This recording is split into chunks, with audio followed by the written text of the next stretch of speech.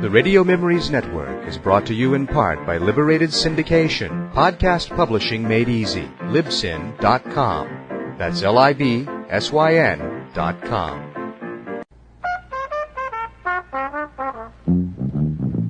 The Radio Memories Network welcomes you to the world of modern radio theater, an old medium revived for a new era through the Radio Memories Network. Comedy, mystery, a fireside chat. It's now time for Radio Drama, where we perform on the stage of your mind. The curtains are your eyelashes, your hat our fly space. Different parts of your brain are the costume, set designer, and makeup artist. And your eyes are in your ear. Audio plays have been broadcast since radio began. Minus one.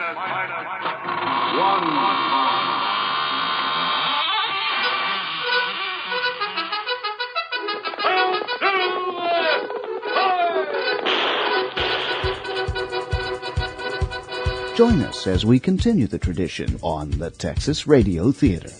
Cliff Proton, Space Ranger! I'm the Whisper. It means murder, Watson. Onward to adventure, away! Because it's not only the theater, but it's the theater of the mind. The mind!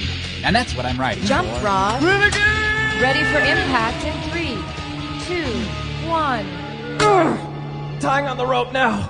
It's the realm of your imagination, where anything can happen, and usually does. Hi, I'm Rich Froelich, and I'd like to welcome you to this broadcast of the Texas Radio Theater. Next up, the Texas Radio Theater Company's version of The Sign of Four, a Sherlock Holmes mystery, recorded in November and December of 2004. And now, Act 1 of The Sign of Four.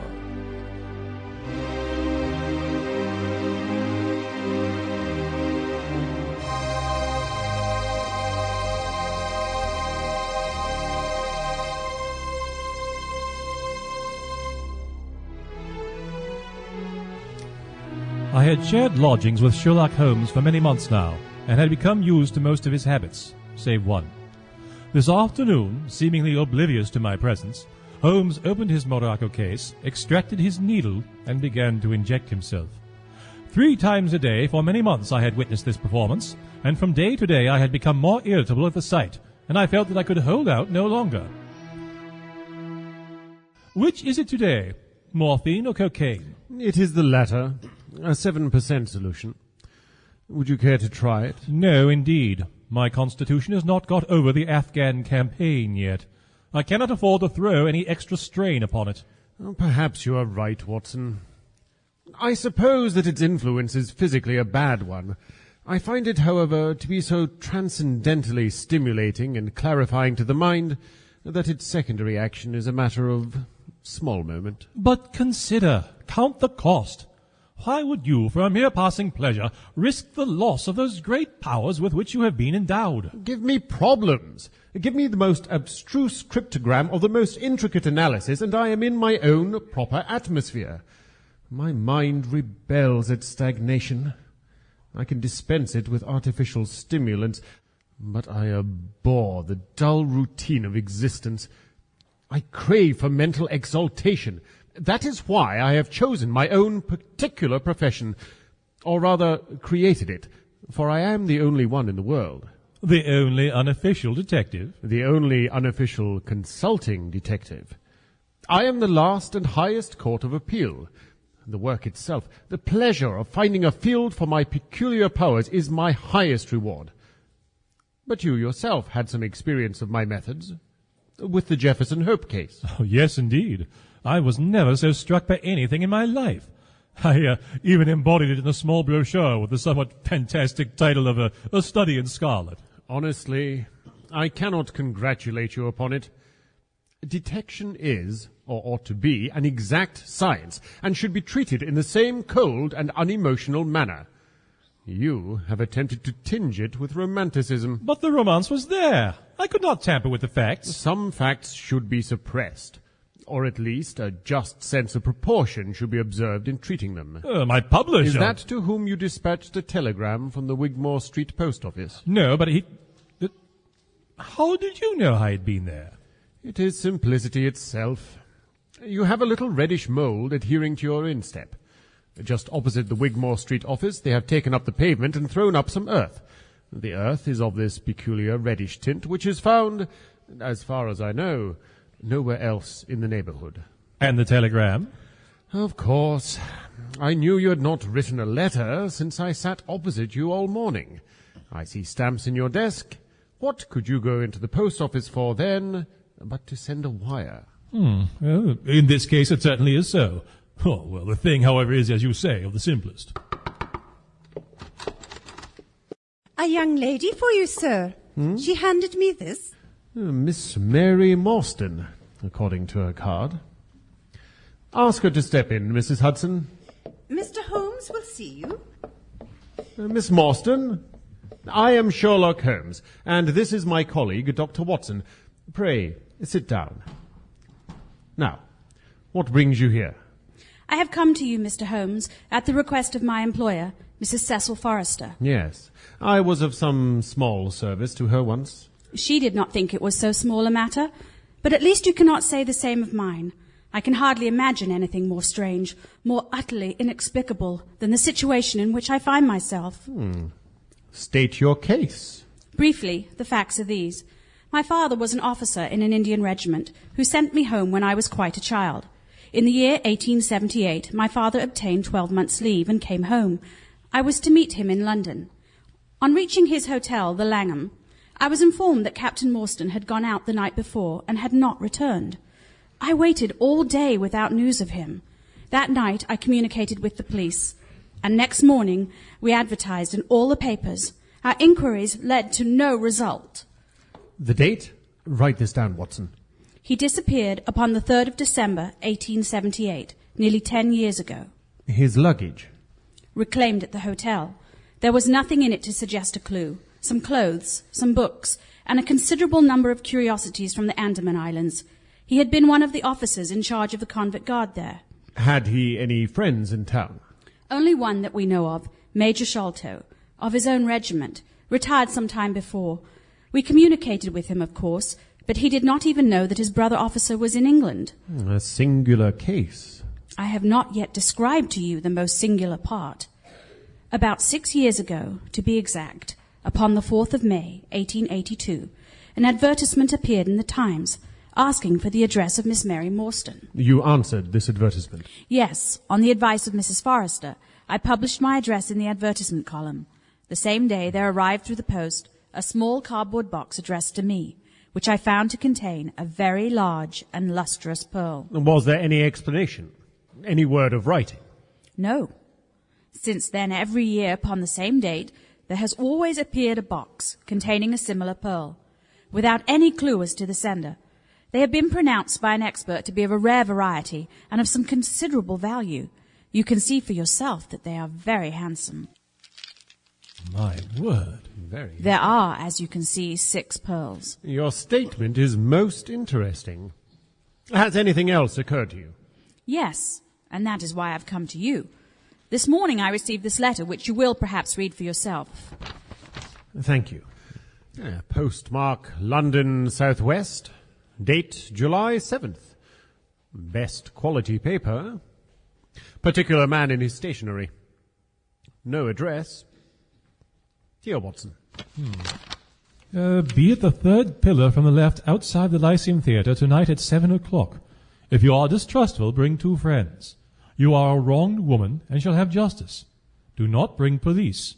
If you do, all will be in vain. Your unknown friend. Well, really, this is a very pretty little mystery. What do you intend to do, Miss Morstan? That is exactly what I want to ask you. Then we shall almost certainly go. You and I. And yes, why, Dr. Watson is the very man. Your correspondent says 2 friends. He and I have worked together before. You are both very kind. There is one other point, however. Is the handwriting the same as that upon the pearl box address? I have them here. You certainly are a model client. Now, let us see. A disguised hand, except the letter. But there can be no question as to the authorship. I should not like to suggest false hope, Miss Morstan, but is there any resemblance between this hand and that of your father? Nothing could be more unlike. I expected to hear you say so. We shall look for you then at 6. Pray, allow me to keep the papers. I may look into the matter before you return. Au revoir, then. Thank you so much.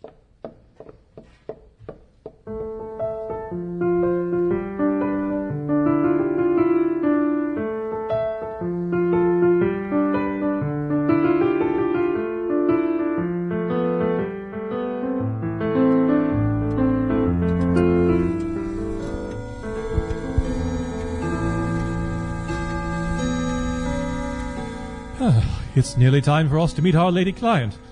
I must say, she's a very attractive woman. Is she? I did not observe. There's something positively inhuman in you at times. It is of the first importance not to allow your judgment to be biased by personal qualities. But in this case... There is no great mystery in this matter. The facts appear to admit of only one explanation. What? You've solved it already? Well, that would be too much to say. I have discovered a suggestive fact. That is all. I have just found, on consulting the back files of the Times, that Major Sholto of Upper Norwood, late of the 34th Bombay Infantry, died upon the 28th of April, 1882. And what does that suggest, then? Let's look at the facts. Captain Morstan disappears. The only person in London whom he could have visited is Major Sholto. Major Sholto denies having heard that he was in London. 4 years later, Sholto dies. Within a week of his death, Captain Morstan's daughter receives a valuable present which is repeated from year to year and now culminates in a letter which describes her as a wronged woman. The deprivation of her father is the only wrong I can think of. Precisely. And why should the presents begin immediately after Sholto's death, unless Sholto's heir knows something of the mystery and desires to make compensation? But what a strange compensation. Why, too, should he write a letter now rather than 6 years ago? Oh, there are certainly difficulties, but our expedition of tonight will solve them all. Ah, here is a four-wheeler, and Miss Morstan is inside. I see you have taken your heaviest stick, Watson. Excellent. Before we go down to meet her, I think I might slip this revolver in my coat pocket.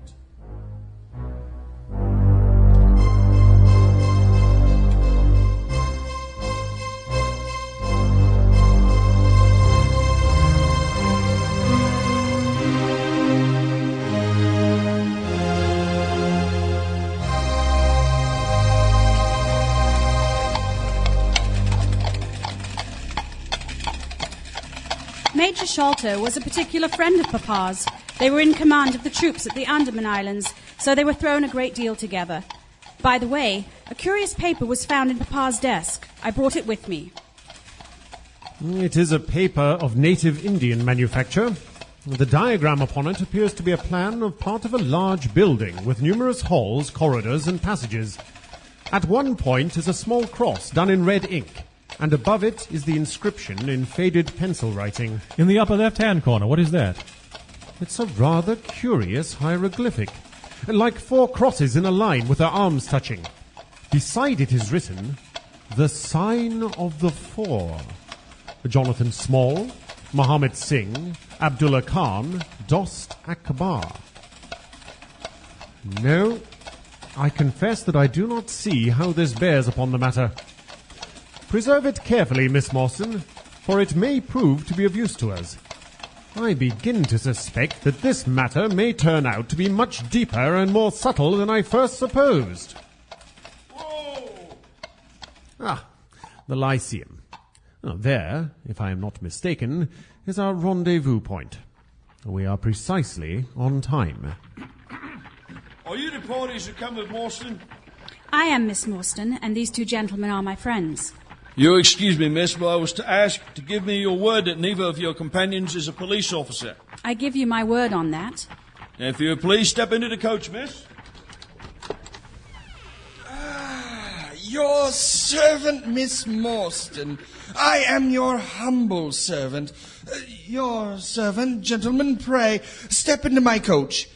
I am Mr. Thaddeus Sholto. You are Miss Morstan, of course, and these gentlemen... are Mr. Sherlock Holmes, and this is Dr. Watson. The Sherlock Holmes. A pleasure. And you? You are a doctor, you say. Have you your stethoscope? Why, yes. Might I ask you, would you have the kindness... I have grave doubts as to my mitral valve. You want me to listen to your heart? But I don't We don't see any harm in indulging our host, do we, Watson? I suppose not. Deep breaths, please. Again. Once more. It appears to be normal. You have no cause for uneasiness. Thank you, Dr. Watson. To Norwood, my brother's house. Very good, sir. You will excuse my anxiety, Miss Morstan. I am a great sufferer, and I have long had suspicions as to the valve. I am delighted to hear that they are unwarranted. Had your father, Miss Morstan, refrained from throwing a strain upon his heart, he might have been alive by now. Sir, how can you behave in such a callous manner to a lady? I knew in my heart he was dead. I do hope you aren't offended by the liberties that I took in getting you here. I can give you every information, and what is more, I can do you justice, and I will too, whatever Brother Bartholomew may say. You will excuse me, Mr. Sholto, but I am here at your request to learn something which you desire to tell me. We are now on our way to Norwood to see Brother Bartholomew. Before we arrive, I must first lay the facts before you as I know them myself. My father was, as you may have guessed, Major John Sholto, once of the Indian Army. He retired some 11 years ago and came to live at Pondicherry Lodge in Upper Norwood. He had prospered in India and brought back with him a considerable sum of money, a large collection of valuable curiosities, and a staff of native servants. My twin brother Bartholomew and I were his only children. After the disappearance of Captain Morstan, we noticed that some positive danger overhung our father. He would never tell us what it was he feared, but he had a most marked aversion to men with wooden legs. Wooden legs? How remarkable. Early in 1882, my father received a letter from India, which was a great shock to him. He nearly fainted at the breakfast table when he opened it, and from that day he sickened to his death. Towards the end of April, we were informed that he was beyond all hope, and that he wished to make one last communication with us.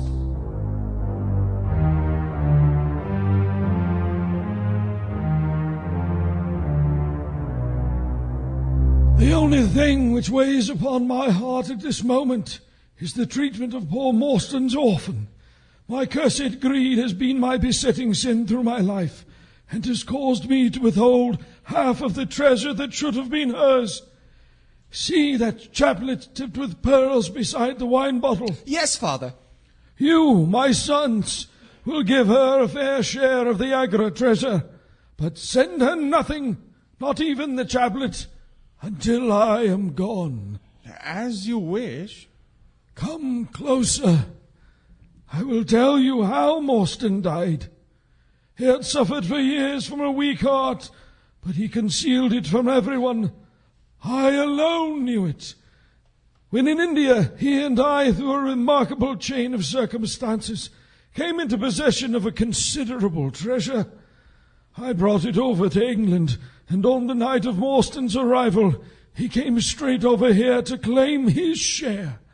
He and I had a difference of opinion as to the division of the treasure, and we came to heated words. Morstan sprang out of his chair in a fit of anger, pressed his hand to the side, and fell over dead. Did you call for assistance? Of course, but I feared that I would be accused of murder, and the secret of the treasure would be revealed. My faithful servant helped me dispose of Morstan's body that night. I wish therefore to make restitution. Put your ear down to my mouth. The treasure is hidden in... Keep him out! Keep him out!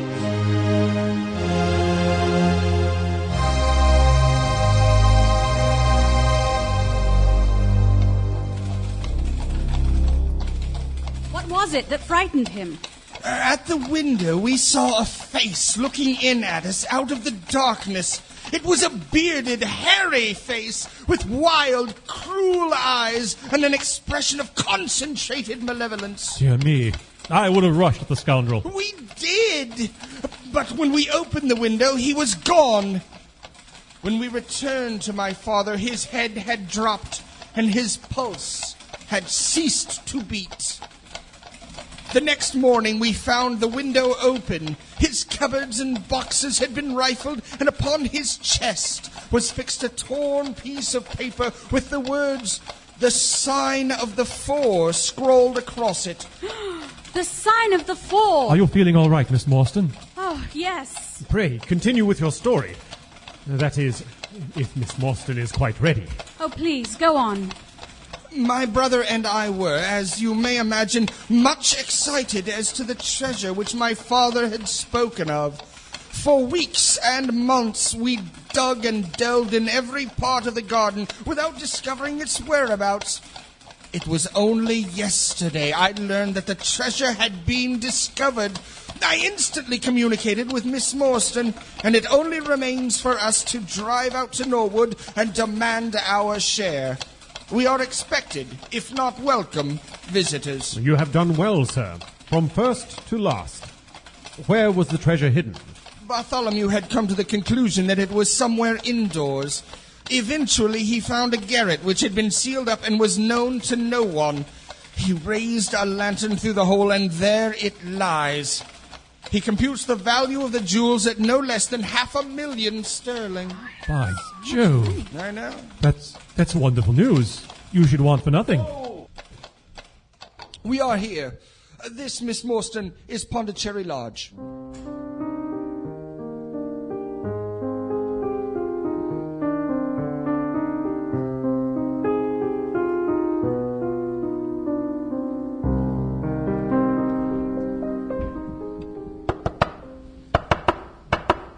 Who's there? It is I, McMurdo. You surely know my knock by this time.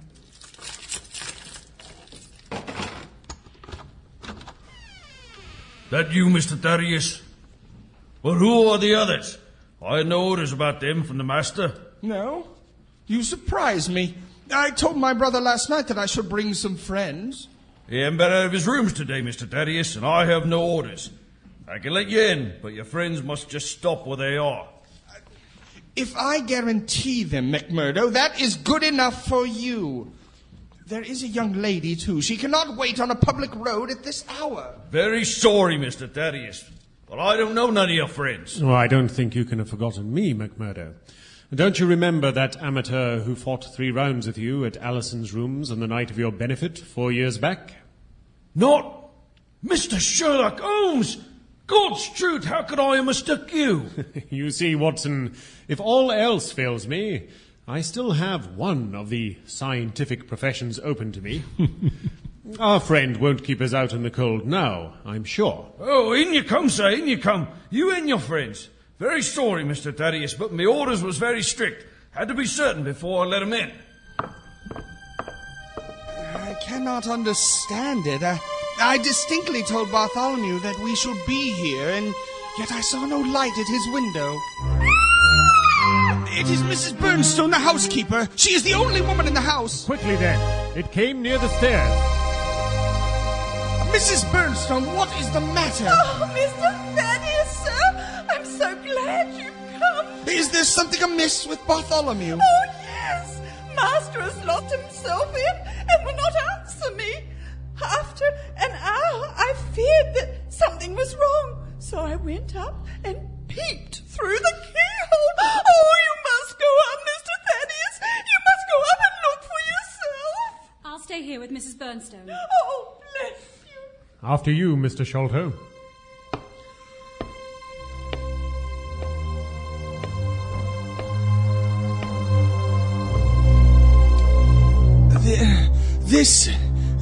This is it. The third door along. Mr. Sholto? Mr. Sholto! There is something devilish in this. Watson, will you look through the keyhole? Of course. One moment. What do you see? A man. Your twin brother. His face is set in such an unnatural smile. This is terrible, Holmes. What is to be done? The door must come down. Mr. Sholto, step back. Ready, Watson? Together, on the count of 3. 1, 2, 3. Oh, we almost had it. Once more. Ready? 1, 2, 3.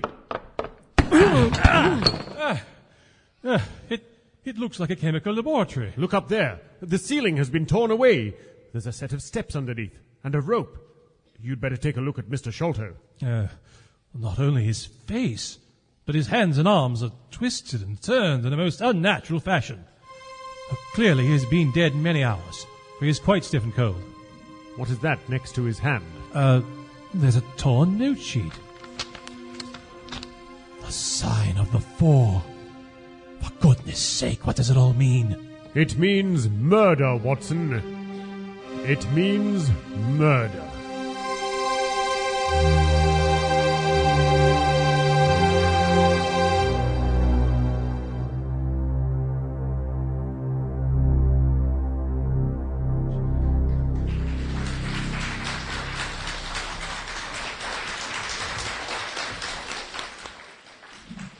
You're listening to the Texas Radio Theater, and that was part 1 of The Sign of 4 by Arthur Conan Doyle.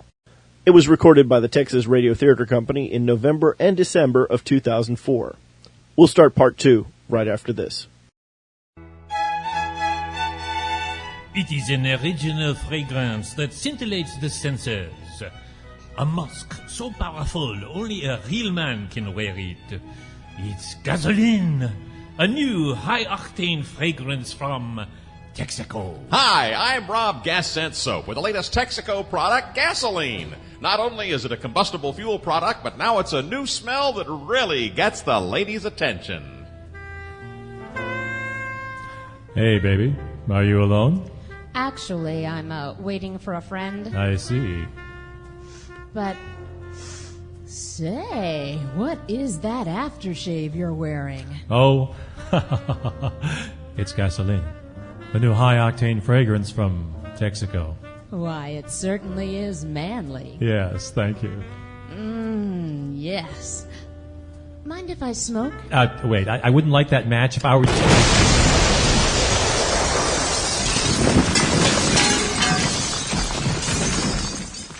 Yes, that's gasoline, the new tough and manly fragrance from Texaco. Available in regular, unleaded, and fire chief for that clean, burning feeling. I.O. Silver.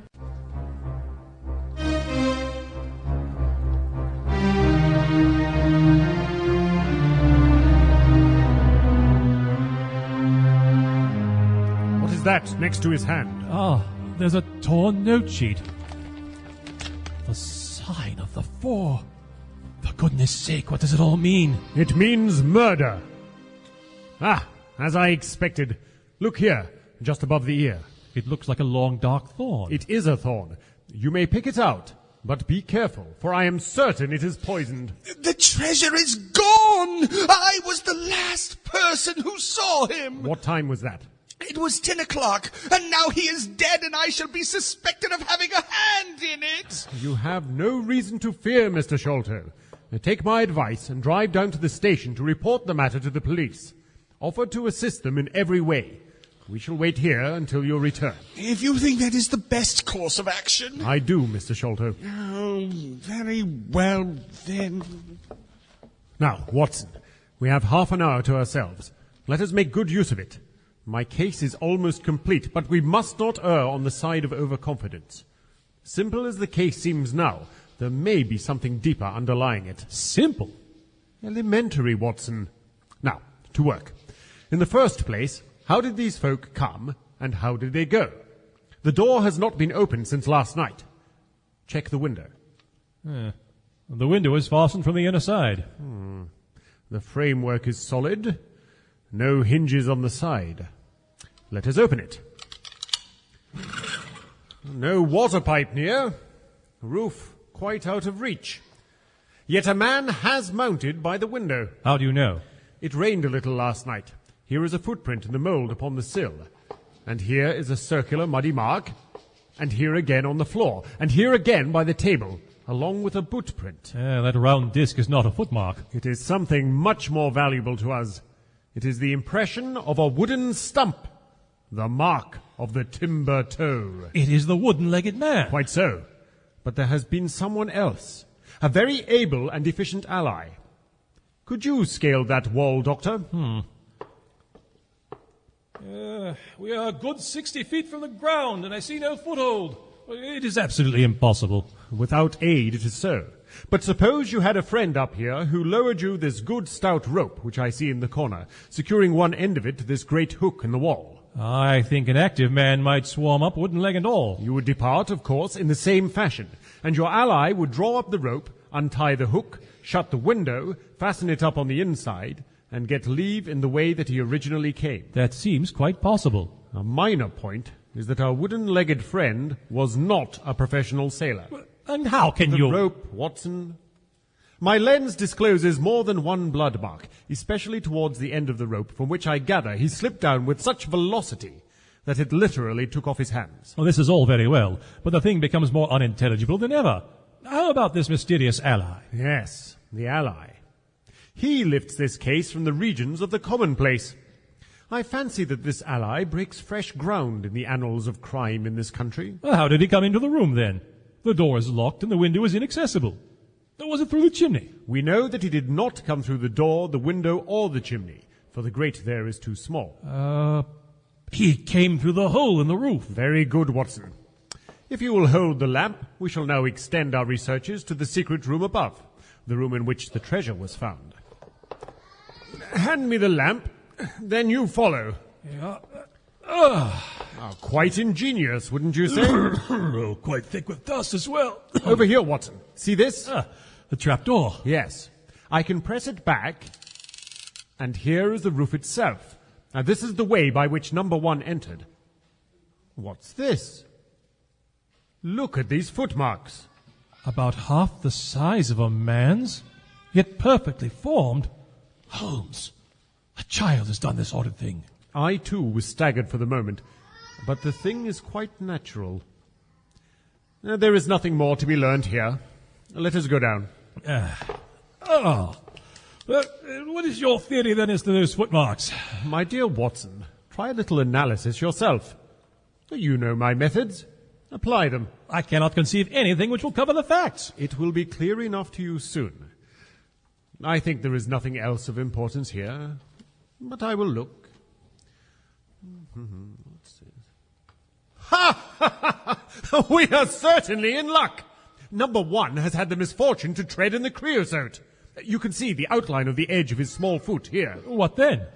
Why, we have him, that's all. I know a dog that would follow that scent to the world's end. Here are the accredited representatives of the law. Before they come, Watson, let us examine this poor fellow further. Of course. Why, the muscles are as hard as a board. Quite so. The contraction far exceeds the usual case of rigor mortis. Coupled with this distortion of the face, what conclusion would it suggest to your mind? Death from some powerful vegetable alkaloid. That was the idea which occurred to me the instant I saw the drawn muscles of the face. The thorn was the means for delivering the poison into the system. Observe where it struck him. Yes. If he were sitting properly in his chair, the wound would be turned towards the hole in the ceiling. Now, examine the thorn. Is that an English thorn? No, it certainly is not. With all those data, you should be able to draw some just inference. Give it some thought. Here's a business, here's a pretty business. But who are these? Why, the house seems to be as full as a rabbit warren. I think you must recollect me, Mr. Athelney Jones. Of course I do. It's Mr. Sherlock Holmes, the theorist. But what is all this? Bad business. Bad business. Stern facts here. No room for theories. How lucky that I happen to be out at Norwood on another case. What do you think the man died of? Oh, this is hardly a case for me to theorize over. No? No. Still, we can't deny that you hit the nail on the head sometimes. Dear me. Door locked, I understand. Jewels worth $500,000 missing. How was the window? Fastened. But there are steps on the sill. Well, if it was fastened, the steps could have nothing to do with the matter. That's common sense. Man might have died in a fit. But then the jewels are missing. Ha! I have a theory. Just step outside, Sergeant, and you, Mr. Sholto. Your friend can remain. What do you think of this, Holmes? Sholto was on his own confession with his brother last night. The brother died in a fit, on which Sholto walked off with the treasure. How's that? On which the dead man very considerately got up and locked the door on the inside. There's a flaw there. Let us apply common sense to the matter. This Thaddeus Sholto was with his brother. There was a quarrel. The brother is dead and the jewels are gone. No one saw the brother from the time Thaddeus left him, and Thaddeus is evidently in a most disturbed state of mind. You are not quite in possession of the facts yet. The splinter of wood, which I have every reason to believe to be poisoned, was in the man's scalp, where you still see the mark. This card, inscribed as you see it, was on the table, and beside it lay this rather curious stone-headed instrument. Now, how does that all fit in with your theory? Confirms it in every respect. House is full of Indian curiosities. Thaddeus brought this up, and if this splinter is poisonous, Thaddeus may well have made murderous use of it as any other man. The card is some hocus-pocus, a blind as like as not. The only question is, how did he depart? Of course! Here is a hole in the roof. You see, facts are better than theories after all. My view of the case is confirmed. There's a trapdoor connecting with the roof, and it is partly open. It was I who opened it. Oh. Indeed. Well, you did notice it then. Well, whoever noticed it, it shows how our gentleman got away. Sergeant! Yes, sir. Ask Mr. Sholto to step this way. Mr. Sholto, it is my duty to inform you that anything which you may say will be used against you. I arrest you in the Queen's name as being concerned in the death of your brother. There now, didn't I tell you? Don't trouble yourself, Mr. Sholto. I think I can engage to clear you of the charge. Don't promise too much, Mr. Theorist. You may find it a harder matter than you think. Not only will I clear him, Mr. Jones, but I will make you a fine present of the name and description of one of the two people who were in this room last night. His name, I have every reason to believe, is Jonathan Small. You know this Jonathan Small, do you? I've never met him, but I can tell you that he is a poorly educated man, small, active, with his right leg off and wearing a wooden stump which is worn away upon the inner side. His left boot has a coarse square-toed sole with an iron band around the heel. He is a middle-aged man, much sunburned, and has been a convict. These few indications may be of some assistance to you, coupled with the fact that there is a good deal of skin missing from the palm of his hand. The other man... The other man? What other man? Is a rather curious person. I hope before very long to be able to introduce you to the pair of them. A word with you, Watson. This unexpected occurrence has caused us rather to lose sight of the original purpose of our journey. I have just been thinking so. It is not right that Miss Morstan should remain in this stricken house. You must escort her home. She lives with Mrs. Cecil Forrester in Lower Camberwell, so it is not very far. When you have dropped off Miss Morstan, I wish you to go to number 3 Pinchin Lane, down near the water's edge at Lambeth. Sherman is the name. Tell him, with my compliments, that I want Toby at once. You will bring Toby back in the cab with you. A dog, I suppose? Yes. A queer mongrel with a most amazing power of scent. I would rather have Toby's help than that of the whole detective force of London. and I shall see what I can learn from Mrs. Bernstone and the Indian servant, who I'm told sleeps down in the next garret. Then I shall study the great Jones's methods, and listen to his not too delicate sarcasms.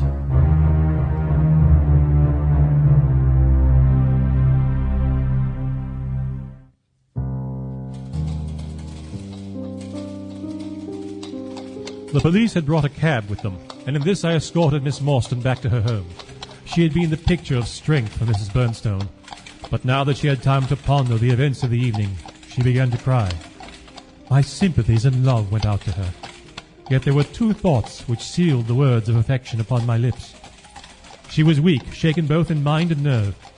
It was to take her at a disadvantage to obtrude love upon her at such a time. Worse still, she was rich.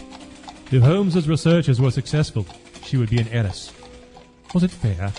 Was it honourable that a half-pay surgeon should take advantage of an intimacy which chance had brought about? This aggregate treasure intervened between us like an impassable barrier. This is where I live. Thank you for everything, and please extend my thanks to Mr. Holmes. We are both pleased to be of help. It must be nearly 2. The servants will have retired hours ago. Mrs. Forrester? I couldn't sleep. I was quite worried about you. Mrs. Forrester, this is Dr. John Watson, Mr. Sherlock Holmes' associate.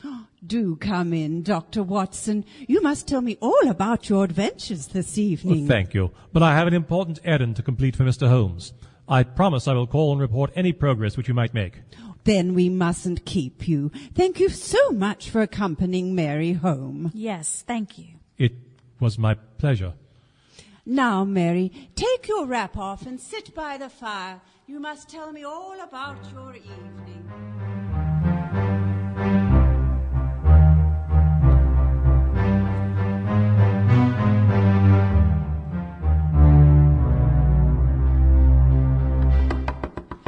Holmes, the sergeant said you were up here. I have Toby. Over here, Watson.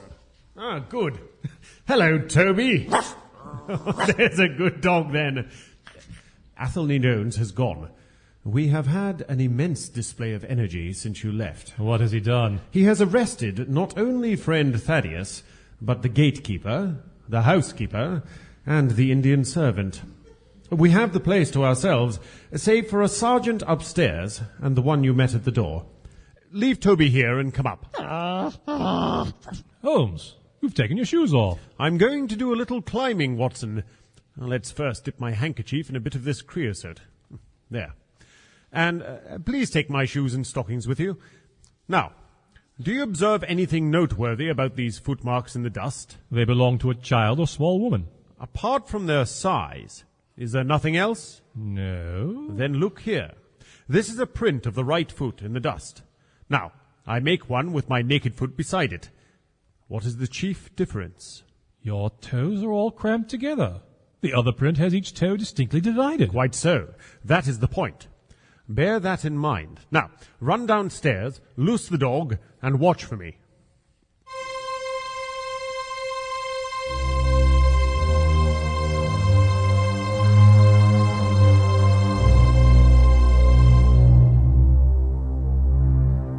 Toby, good dog. Come along. That you, Watson? Yes. This is the place? Confound the fellow. It's a most breakneck pace. I ought to be able to come down where he could climb up. The water pipe feels pretty firm. Here goes, anyhow.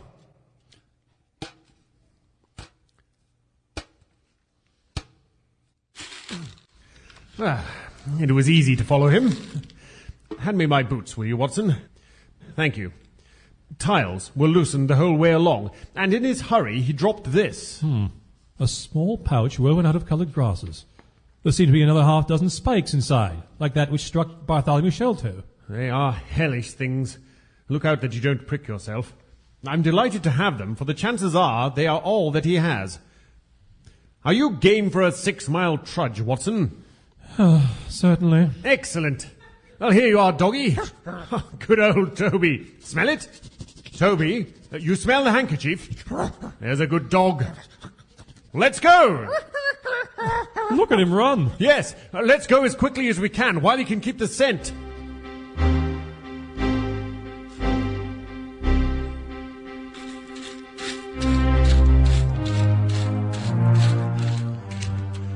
Here, just outside of the gate. The print of the wooden leg's hand. You see the slight smudge of blood upon the white plaster. Look, the footsteps go off in that direction.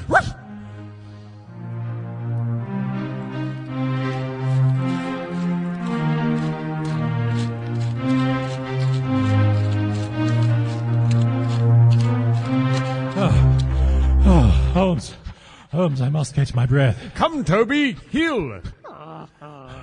Do not imagine that I depend for my success in this case upon the mere chance of one of these fellows having put his foot in the chemical. I have knowledge now which would enable me to trace them in many different ways. It has, however, prevented the case from becoming the pretty intellectual problem which it at one time promised to be. The thing seems to be deeper and more inexplicable to me. How, for example, could you describe with such confidence the wooden-legged man? Sure. My dear Watson, it was simplicity itself. Two officers who are in command of a convict guard learn an important secret as to buried treasure. A map is drawn for them by an Englishman named Jonathan Small. Jonathan Small? One of the names on the chart Mary showed us. Yes. He had signed it on behalf of himself and his associates. The sign of the four, as he somewhat dramatically called it. So, Major Sholto used the map to get the treasure and brought it to England. Leaving, we will suppose, some condition under which he received it unfulfilled. But why didn't Jonathan Small get the treasure himself? Well, the answer is obvious.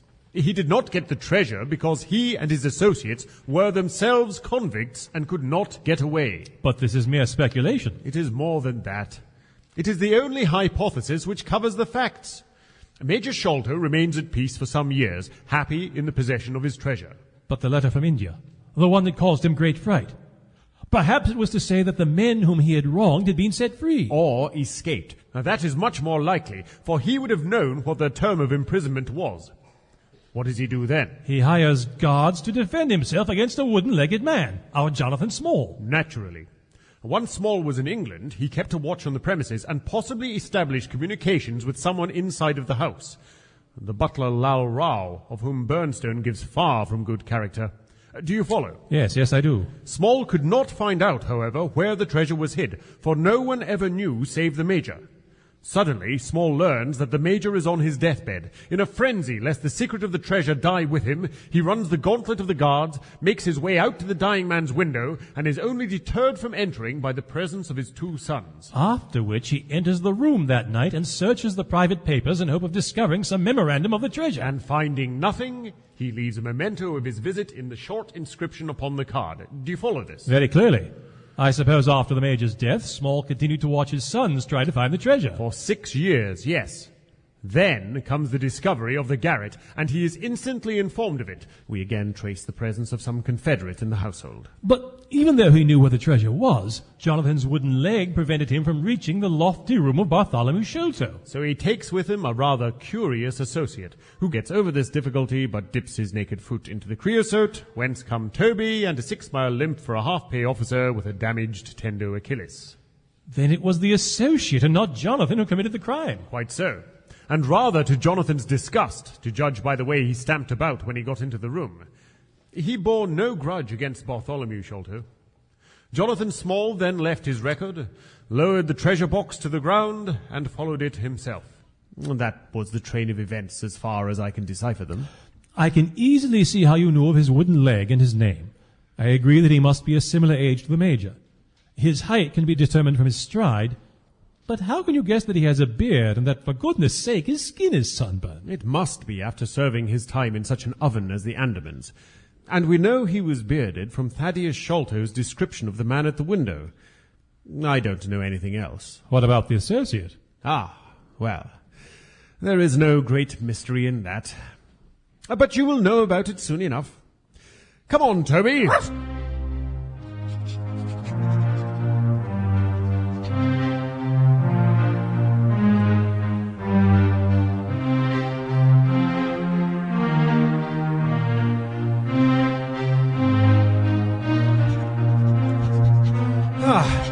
Here we are. We seem to be going in the direction of the river. Indeed. Here we are at Broad Street, which runs right down to the water's edge at a small wharf. We are out of luck. They have taken a boat here. Now let's take Toby around the various punts and skiffs and see what he finds.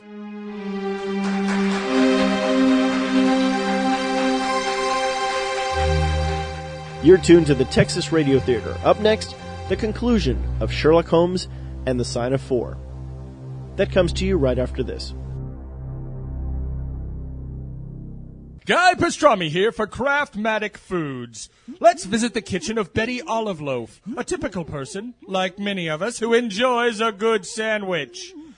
There she is, putting down 2 slices of bread, spreading some mayonnaise, there's some lettuce, a tomato, and some cheese. And now she's put a few slices of ham on top. If you ask me, it looks like a perfect sandwich. But wait, there's something wrong. Golly, my ham slices are hanging over the edges of my sandwich. Why doesn't my deli man ever cut them right? Don't blame your deli man! Who are you? And how'd you get in here? I was walking past and saw your door open, but that's not important right now. No? What's important is you need flexibility and convenience in your bread. Anybody can sell you sliced bread, but we at Craftmatic have perfected the adjustable bread.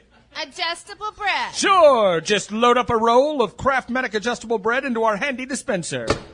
Pull the leading edge and cut. Now your bread is the perfect length for whatever you need. Foot-long hot dogs? Not a problem. Banana and celery? No need to cut them. How about rainbow trout? With our family size package, you can make a sandwich out of anything under 12 feet long. Wow!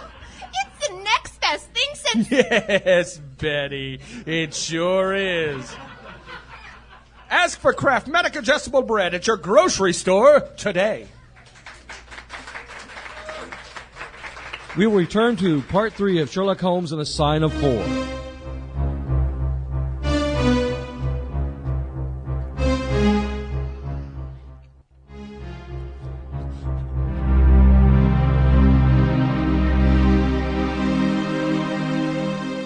We're out of luck. They've taken a boat here. Let's take Toby around the various punts and skiffs and see what he finds. Nothing here. What about this boat, Toby? No? Keep going. Good dog. What have we here? The sign reads, Mordecai Smith, boats to hire by the hour or day. Steam launch available to hire. The pile of coke upon the jetty confirms that boast. This looks bad. The fellows are sharper than I expected. They seem to have covered their tracks. Oi, you come back and be washed, Jack. Oh, dear little chap. What a rosy-cheeked young rascal. Now, Jack, is there anything you would like? I'd like to pet your dog. Easily done. Is there anything else you'd like? I'd like a shilling. Well, here you are, then. Catch. A fine child, Mrs. Smith. Lord bless you, sir, he is that. And forward. He gets almost too much for me to manage, especially when my man is away days at a time. Away, is he? Oh, I am sorry for that, for I wanted to speak to Mr. Smith. He's been away since yesterday morning, sir, and truth to tell, I'm beginning to feel frightened about him. But if it was about a boat, sir, maybe I could serve as well. I wanted to hire his steam launch. Why, bless you, sir, it's in the steam launch that he's gone. That's what puzzles me. For what good is a steam launch without coals? He might have bought some at a wharf down the river. He might, sir, but it weren't his way. Besides, I don't like that wooden-legged man with his ugly face and outlandish talk. A wooden-legged man? Yes, sir. It was him that roused him up yesternight. And what's more, my man knew he was coming, for he'd steamed up the launch. I tell you straight, sir, I don't feel easy in my mind about it. But, my dear Mrs. Smith, how could you possibly tell that it was the wooden-legged man who came in the night? His voice, sir. I knew his voice, which is kind of thick and foggy. My old man woke up Jim, that's my eldest, and away they went without so much as a word to me. I could hear that wooden leg clacking on the stones. And was this wooden-legged man alone? I didn't hear no one else, that's for sure. I am sorry, Mrs. Smith, for I wanted a steam launch, and I have heard good reports of the, let me see, what is her name? The Aurora, sir. Ah, She's not that old green launch with the yellow line, very broad in the beam. No, indeed. She's as trim a little thing as any on the river. She's been fresh painted, black, with 2 red streaks. Many thanks. I'm going down the river, and if I should see anything of the aurora, I shall let your husband know that you are uneasy. A black funnel, you say? Not quite, sir. Black with a white band. Of course. Good morning, Mrs. Smith. There is a hansom up the street, Watson. We shall take that. Our course now seems pretty clear. I shall probably call Athelney Jones at the last moment. What are we to do then? Take this hansom, drive home, have some breakfast, and get some rest. It is quite on the cards that we may be afoot again tonight. In the meantime, I shall return Toby, then wire the Baker Street Division of the Detective Police Force.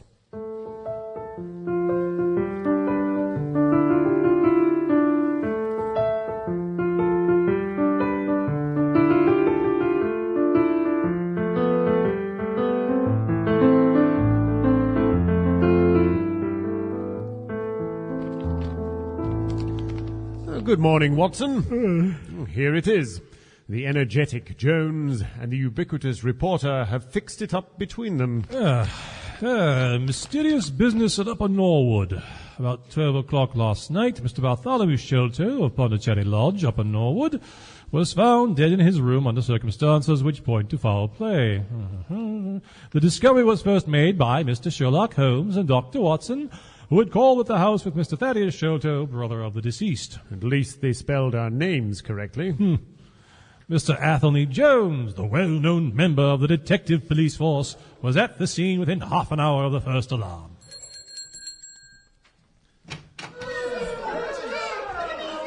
Got your message, sir, and brought 'em on sharp.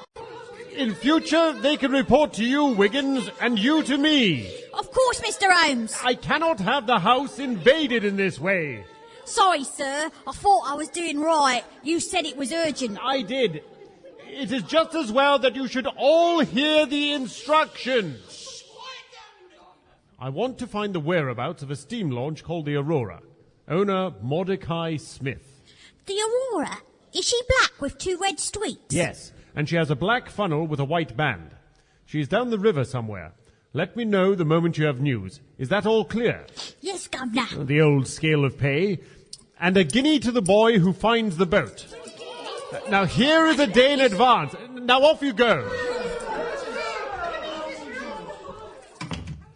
If the launch is above water, they will find her. We cannot pick up the broken trail until we find either the Aurora or Mr. Mordecai Smith. Are you going to bed, Holmes? No, I'm not tired. I'm going to smoke and think over this queer business to which my fair client has introduced us. Wooden-legged men are not so common, but this other man must, I think, be absolutely unique. That other man again. I have no wish to make a mystery of him to you, anyway. But you must have formed your own opinion. Consider. Diminutive footmarks, toes never fettered by boots, naked feet, great agility, small poisoned darts. What do you make of this? A savage. And those darts from a blowpipe would place him in South America? Well, let us look in the gazetteer at the Andaman Islands. It says here that the Aborigines have an average height below 4 feet. They have large, misshapen heads, but their feet and hands are remarkably small. And they're cannibals. Ugh. Nice, amiable people. How came Small to have so singular a companion? As we have determined that Small had come from the Andamans, it is not so very wonderful that this islander should be with him. No doubt we shall know all about it in time. Look here, Watson. You look regularly done. Lie down there on the sofa and see if I can put you to sleep.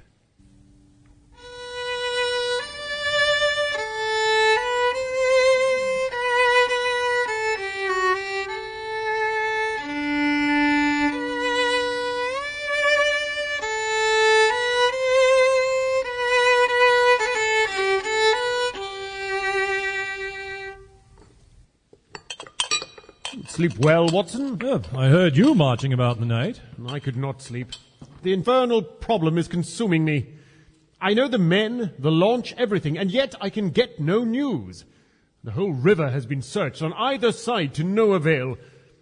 If no news comes today, I shall start off myself tomorrow and go for the man rather than the boat. But surely we will hear something. In the meantime, I shall set myself to a chemical experiment. Oh, I shall be out then. You will make your report to Miss Morstan? I think that I might.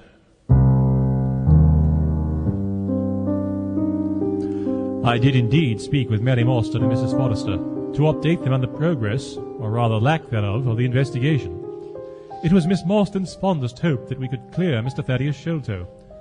I have no doubt that Holmes will clear his name, and in so doing make Miss Morstan rich beyond her dreams. Then surely she will have no use for a half-pay officer with a bad leg. I returned home with sadness. The Standard, Doctor, and your afternoon tea. Thank you, Mrs. Hudson. Holmes has been busy. I shouldn't have wondered that he was off on some nasty business, dressed as he was. He told me that he was going down to the river. By the way, Wiggins may come back with news. He's been instructed to come without his entourage. Here.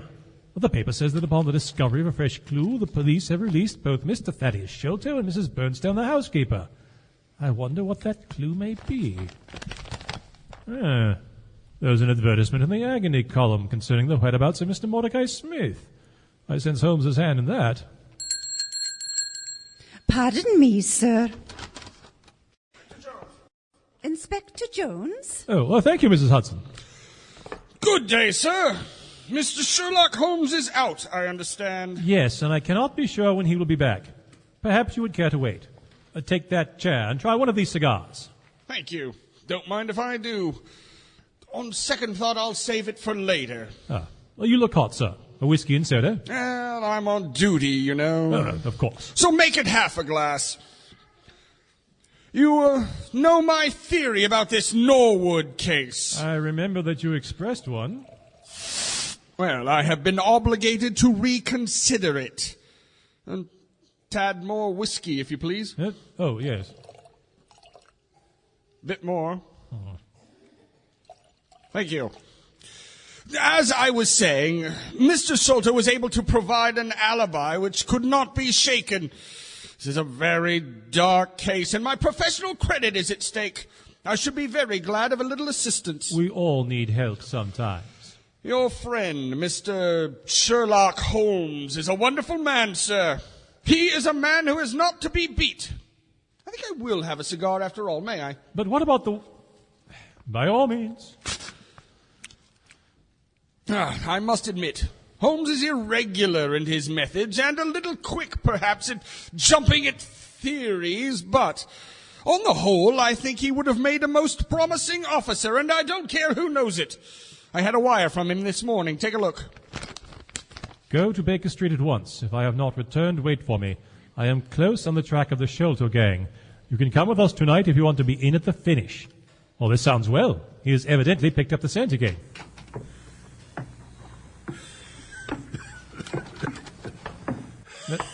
What is it, my man? Is Mr. Sherlock Holmes here? No, but I am acting for him. You can tell me any message you have for him. It was to himself that I was to tell it. But I tell you that I am acting for him. Was it about Mordecai Smith's boat? Yes. I knows well where it is. And I knows where the men he is after are. And I knows where the treasure is. I knows all about it. Then tell me. I cannot. It was to him I was to tell it. Well, you must wait for him. Oh, I ain't going to lose a day to no one. If Mr. Holmes ain't here, then Mr. Holmes must find it out for himself. Wait a bit, my friend. You have important information and you must not walk off. We shall keep you here whether you like it or not. Pretty sort of treatment is this? We shall recompense you for the loss of your time. Sit here on the sofa and you will not have long to wait. Excellent cigar, this. I think you might offer me a cigar too. Holmes! But where is the old man? Right here. Wig, whiskers, eyebrows and all. I thought my disguise was pretty good, but I hardly expected it would stand the test. You rogue! You would have made a fine actor, and a rare one. But I thought I knew that glint in your eye. I've been working in that get-up all day. You received my wire? Yes. How has your case prospered? It has all come to nothing. I've had to release 2 of my prisoners, and there's no evidence against the other 2. Then we shall give you 2 others in place of them. But you must put yourself under my orders. You're welcome to all the official credit, but you must act along the lines that I point out. Is that agreed? Entirely. If you will help me to solve this murder. Well then, we move tonight. Meet me at the Westminster Stairs with a fast police launch at 7 o'clock. And bring 2 stout men in case of resistance. That is easily managed. When we secure the men and the treasure, I think that it would be a pleasure to my friend Watson to take the box round the young lady to whom half of it rightly belongs. Let her be the first to open it. Eh, Watson? It would be a pleasure indeed. And one other point. I should like to have a few of the details about this matter from the lips of Jonathan Small himself.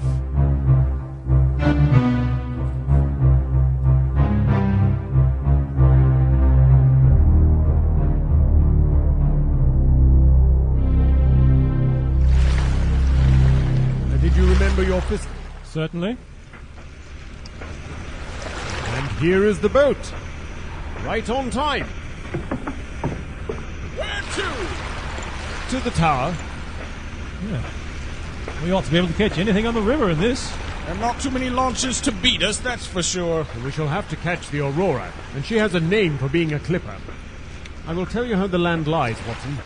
You recollect how annoyed I was at being balked by so small a thing? I do indeed. My boys had been all along the river, and there was no sign of the Aurora. Was she scuttled to hide their traces? I think not. We believe that Small has been in London for quite some time, keeping a watch over Pondicherry Lodge.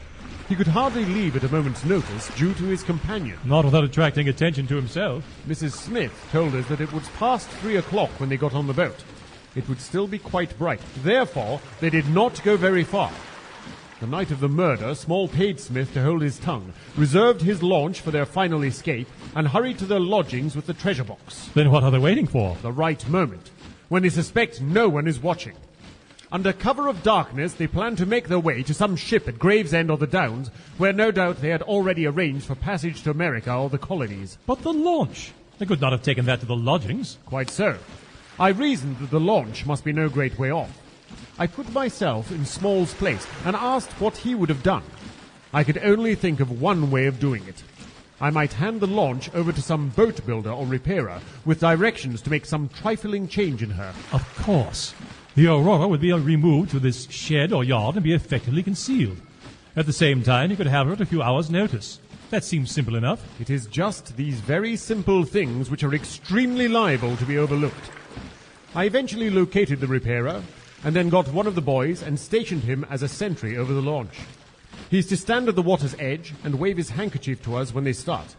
We will be lying in wait, and should be able to take men, treasure, and all. You've planned it all very neatly, I must say. Have you another one of those cigars? Perhaps after we get your man, Jones. Look, it is your boy. And he's waving a handkerchief. And there is the Aurora, going like the devil. Full speed ahead, engineer. By heaven, I shall never forgive myself if she proves to have the heels of us. She's very fast. I doubt we shall catch her. We must catch her. Heap it on, stokers. Make her do all she can. We must have them. Pile it on. Get every pound of steam you can. I think we've gained a little. I'm sure of it. Nah, they're pulling away. Keep the steam on. There she is. I feel we may not be fast enough. I think we're gaining, Holmes. We're approaching Plumstead Marshes. Hold fast, Captain. Ahoy, Aurora! Look, there's Small. He's heard us. You will not get your small sting, Smith. And on the deck, alongside Small. Surely that's just a bundle of rags. Look again. There's a face. Look at those teeth. Fire if he raises a hand. Come closer. You'll never get us. You'll die first. He's putting a blowpipe to his lips. No! Watch out, men! The boat's going into the marsh, and I think he's going to jump! He's jumped, Sergeant, with more! Hold your fire! Don't shoot! Hold your fire, men! Why, Holmes? First, I should like to question him. And second, if I'm not mistaken, he won't get very far. How can you be sure? Small has a wooden leg. And they've run aground in a marsh. Ow! Look, I'm stuck. I see your point, Mr. Holmes. Pull alongside. Hand me that rope, Watson. Let's bring him in. Tie their boat to ours. We'll pull it back. Look, on the deck of the Aurora. A large Indian chest. Help me move it to our deck. There's no key, but we'll open it soon enough. I see no sign of that creature. I fear he is no more. But look here. We were hardly quick enough with our pistols. One of his darts is lodged just behind where we had been standing.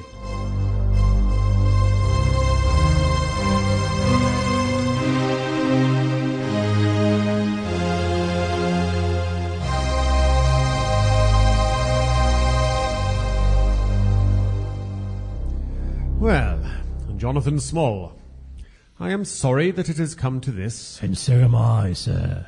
I give you my word on the book that I never raised a hand against Mr. Sholto. It was that little hellhound Tonga who shot one of his cursed darts into him. I had no part in it, sir. How could you expect so small and weak a man as that little fellow to overpower Mr. Sholto and hold him while you were climbing the rope? You seem to know as much about it as if you was there, sir. I will make no secret of the business. The best defence that I can make is just a simple truth. Now, if it had been the old Major, I would have swung for him with all I'd heart. But I had no quarrel whatsoever with the young Sholto.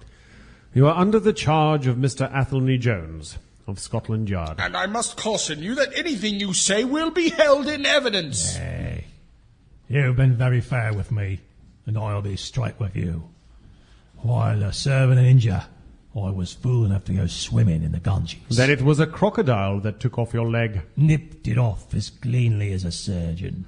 I was 5 months in hospital, thinking I would be no more than a useless cripple. But when you recovered, you joined up with a regiment. Hey, the 3rd Bengal Fusiliers. They made me a convict guard at Agra prison. One night, 2 of the men under me, Abdullah Khan and Dost Akbar, talked me into sheltering Mohammed Singh. It was Singh who had his hands on a great treasure?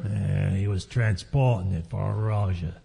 In return for his protection, I would get a share of the treasure. Well, then how were you imprisoned? Another guard happened upon us, and the Sikhs killed him right before my eyes.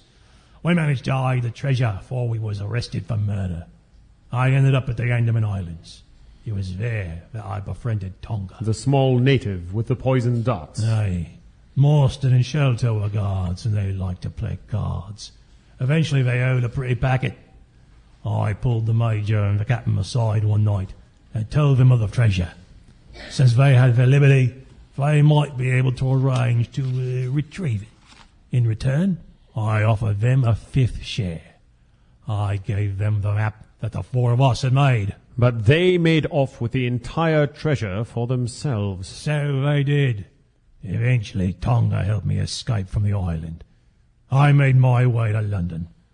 And I dare say you know the rest.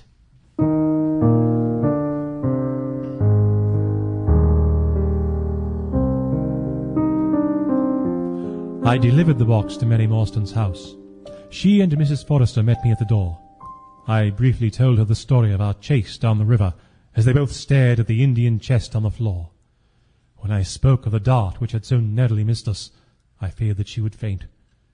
I assured her that I was quite all right, and we then turned our full attention to the box. What a pretty box.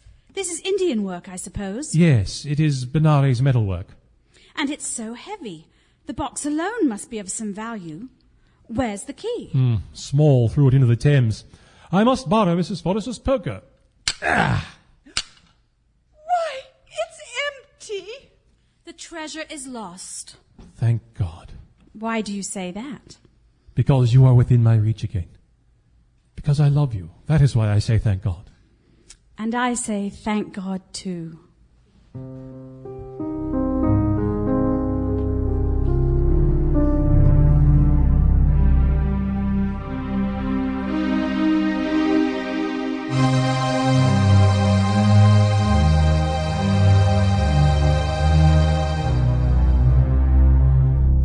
Just one thing, Mr. Holmes.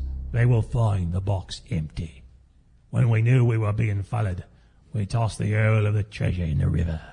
If we could not have it, then no one should. That puts it all in a neat little package, I must say. I thank you, Mr. Sherlock Holmes. And now it is late, and we must get Jonathan Small to prison. Oh, Watson, you're back. Just in time to see Small carted away. Good night to you both. It was interesting. Good night, Inspector Jones. How did Miss Morstan take finding the box empty? Oh, quite well, actually. Holmes, I fear that this may be the last investigation in which I shall have the chance of studying your methods. Really, now? Miss Morstan has done me the honour to accept me as a husband in prospective. So, you're to be married. I feared as much. I really cannot congratulate you. Well, have you any reason to be dissatisfied with my choice? Not at all. She is one of the most charming young ladies I have ever met, and she may have been most useful in such work as we've been doing. But love is an emotional thing.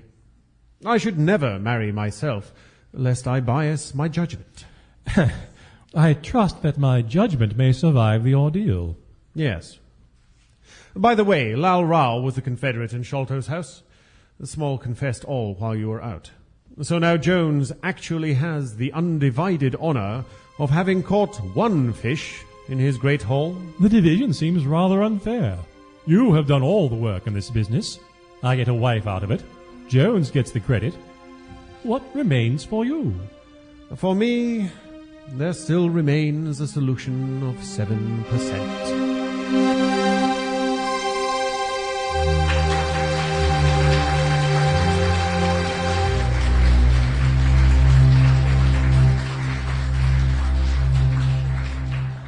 You've been listening to The Sign of Four, adapted by Julie Barrett and produced by the Texas Radio Theater Company.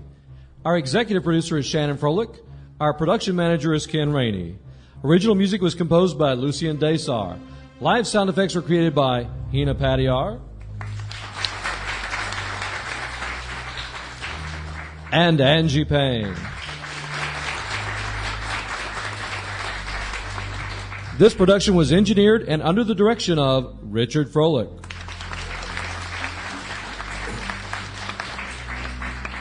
At this time, we'd like to invite our cast to come back up to the microphone and introduce themselves to you. Allison Davies. Mrs. Hudson, Mrs. Forrester, and Mrs. Bernstein.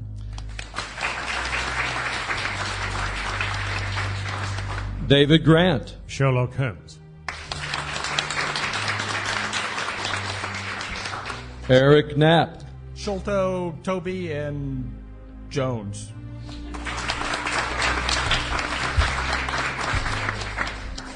Sean Matthews. The commercial announcer and Major Sholto. Spencer Prokop.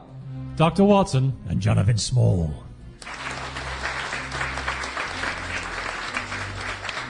And Lorna Woodford. Miss Mary Morstan, Mrs. Smith, and Wiggins.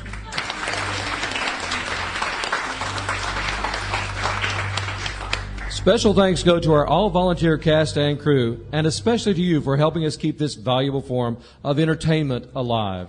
I'm your announcer, Ken Rainey, saying thank you for listening and have a very pleasant evening. Good night.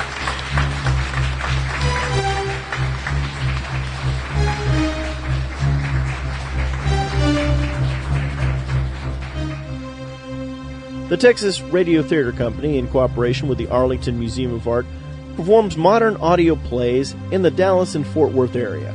Be sure to check our website at www.texasradiotheater.com for more information. I hope you enjoyed listening. I'm Richard Froelich, and on behalf of our cast and crew, thanks for tuning in.